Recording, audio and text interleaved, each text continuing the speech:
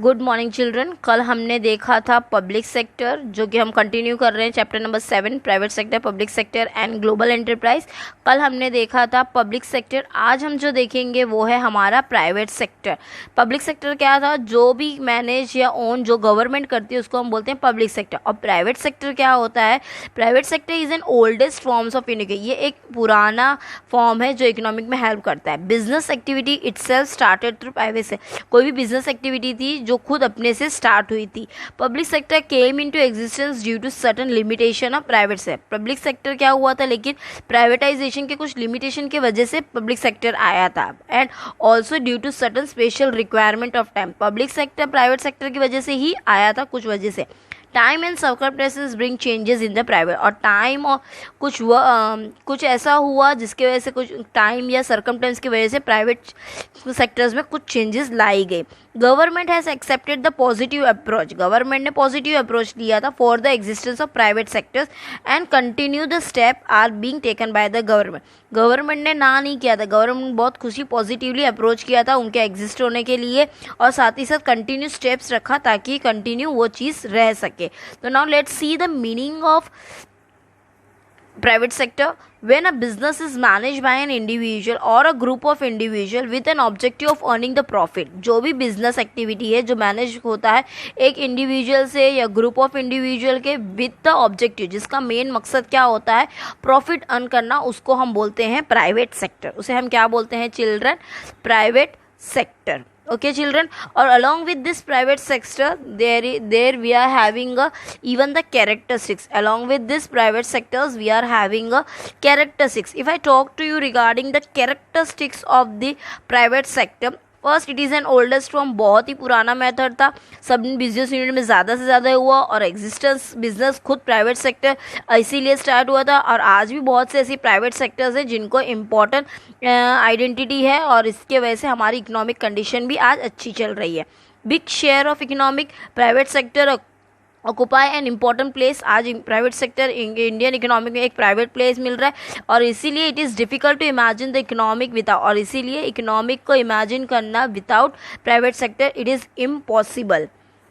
Changes according to the requirement. अब प्राइवेट सेक्टर since it is an inception has been open to change on the basis of time. According to time और circumstances या new technology के हिसाब से वो अपने रिक्वायरमेंट के हिसाब से चेंजेस कर सकते हैं।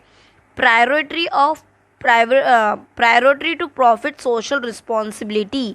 मोस्टली यहाँ पे क्या हुआ था, मेन ऑब्जेक्टिव प्राइवेट सेक्टर का क्या था कि प्रॉफिट अर्न करना, बट उसी के साथ सोशल रिस्पॉन्सिबिलिटी थी। तो environment protection, women empower, literacy, ये सब ऐसे सोशल एक्ट रिस्पॉन्सिबिलिटी थी जो प्राइवेट सेक्टर ने एक्सेप्ट किया। So along with the profit, सिर्फ प्रॉफिट ही उनका मेन मोटिव नहीं था, इवन उन्होंने सोशल रिस्पॉन्सिबिलिटी बहुत अच्छे से एक्सेप्ट की थी।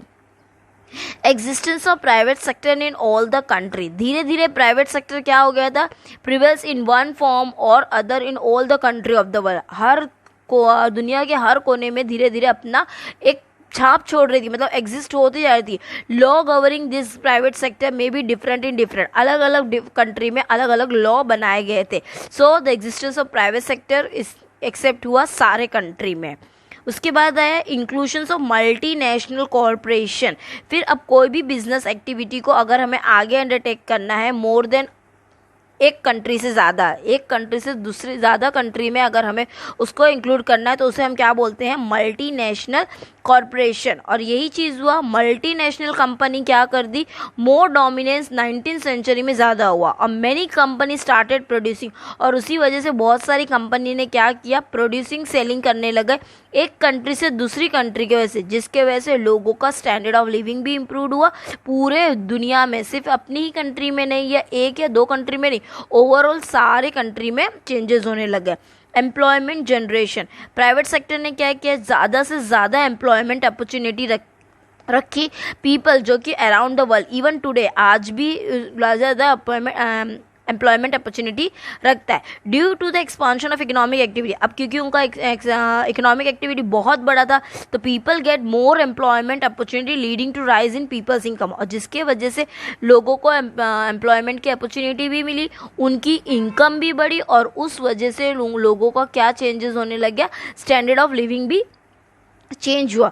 तो चिल्ड्रन यहाँ पे क्या था, मेन प्राइवेट सेक्टर बहुत पुराना सेक्टर था, लेकिन उसी के साथ उसने अलग अलग चीज़ों में भी चेंजेस लाए, लोगों का स्टैंडर्ड बदला, लोगों के बारे में सोचा। अब जैसे पब्लिक सेक्टर का क्या मेन था कि वो अपनी वेलफेयर के बारे में सोच रहा था, लेकिन प्राइवेट सेक्टर क्या सोच रहा था, मेन प्रॉफिट एक्ट करना था। पब्लिक सेक्टर की अगर हम बात करते तो पूरा कंट्रोल गवर्नमेंट में था, लेकिन प्राइवेट सेक्टर का पूरा कंट्रोल किस पे था, खुद के ऊपर था, इसलिए इंडिविजुअल के अंडर काम हो रहा था, वो तो गवर्नमेंट को नहीं फॉलो कर रहा था।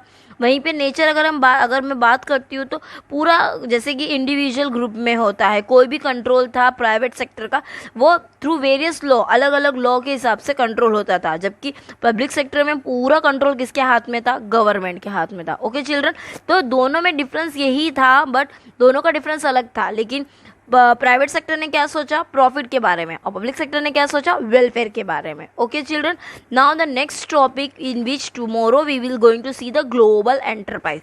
अब हम जो कल की एक्टिविटी जो देखेंगे वो है ग्लोबल एंटरप्राइज।